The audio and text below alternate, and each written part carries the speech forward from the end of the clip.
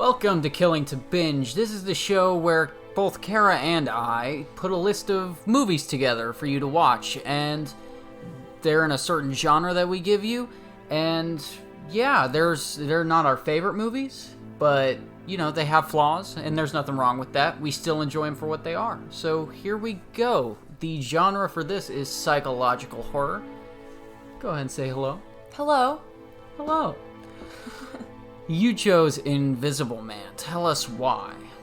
I liked The Invisible Man because despite it being a newer movie, it still had surprises in it, especially being based off of a pre-existing story that's been told over and over and had multiple movie adaptations, whether they were off the charts or straight on.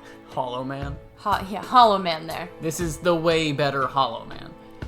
I wouldn't even compare this to Hollow Man. Oh yeah, no, don't. Please don't.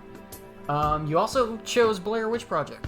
Yes, I liked the Blair Witch Project, mostly because nobody had seen anything like it when it came out. The shooting style is just so unique, and even though you never really have to see anything to still have it scare the living bejesus out of you. And the story behind that's really weird. Look at the story into that.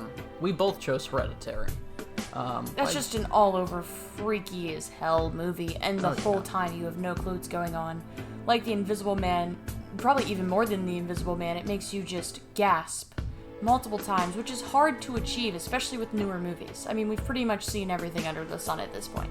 So to physically have your audience sit there and go, yeah, it's something else. It's definitely... It's not for the faint of heart. Yeah, it's of the darker on this list, I would say. It's this and The Shining, which is also next.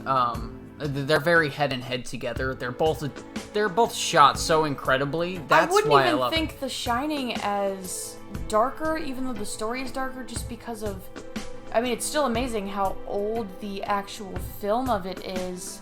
Kind of removes some of the horror with some of the exacts and the HDs and the 4Ks we get now. Yeah.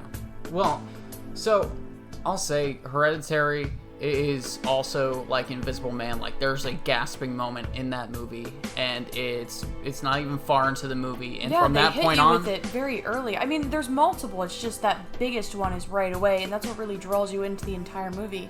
Yeah, it really is a roller coaster ride. And of course, up next, The Shining, the masterpiece that Kubrick had made. It still stands up to this day, I believe. I'd say so. Plus, they came out with a sequel. Who knows how many years later? So that's something else. And the sequel's good. If you it's not as good as The Shining, but it's there. It's a good follow-up. It's a steady follow-up. If you haven't seen The Shining, watch The Shining and then watch the sequel, Doctor Sleep. It is worth every minute of it, I would say. And then we both chose Get Out. Some good old Jordan Peele. Yeah, originally the idea for this was we each pick 5 movies, but there's less than 10 movies here because we both agreed on a couple.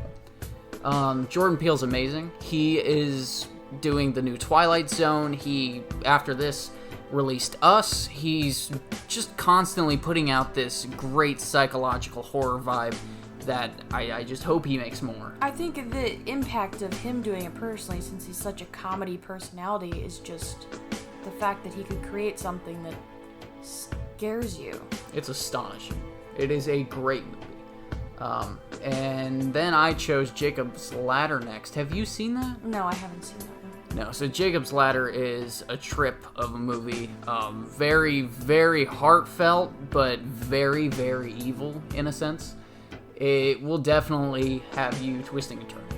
We should watch that together at some point.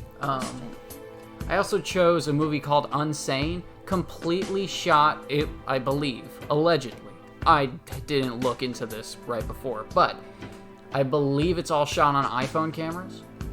All of it, and it's really good. And in the middle of the movie is a very, very weird person to show up that you didn't expect.